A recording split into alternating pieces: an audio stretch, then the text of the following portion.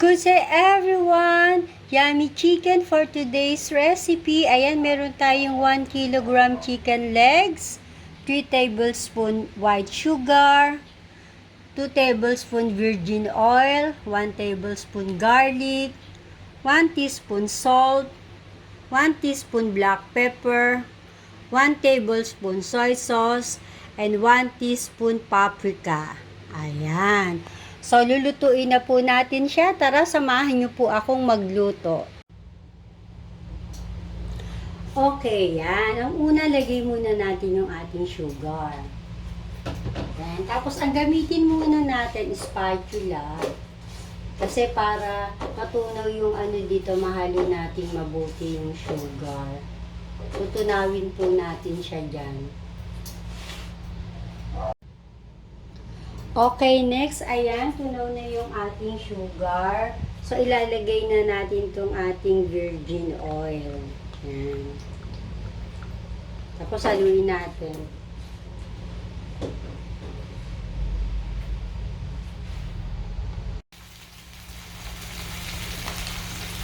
Ayan. Okay, next, inilagay naman natin yung ating chicken.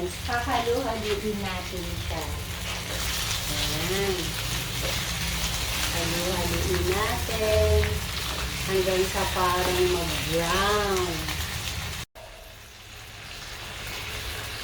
Okay, the good thing about using the spatula sa pagluluto natin today, nai-scrape o nakukuha pa natin yung mga naninipis na asukal sa tinunaw natin na sumama sa mantika. Ayan. Nakakayod po natin siyang mabuti. Okay, ayan. Nag-brown na po yung ating chicken. So, lalagay na po natin yung iba pang ingredients. Tapos, hahalu-haluin lang po natin. Ayan. Ang ating garlic. Ang ating black pepper. Ayan. Halu-halu lang po. Para kumapit po yung ingredients niya. Then, yung ating salt. Saka yung ating paprika. Yan. Okay, lagay na rin po natin yung ating soy sauce. Yan.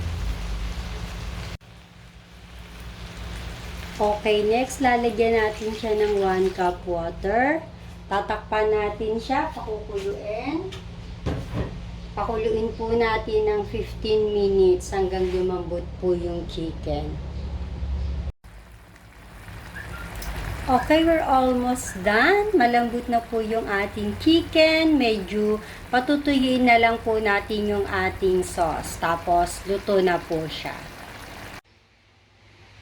Ayan, luto na po ang ating yummy chicken. So, please continue to subscribe to my channel. Dito lang po yan sa Facebook, also in TikTok, YouTube, and Instagram. Just type at luto ni Auntie Loli. Thank you for watching!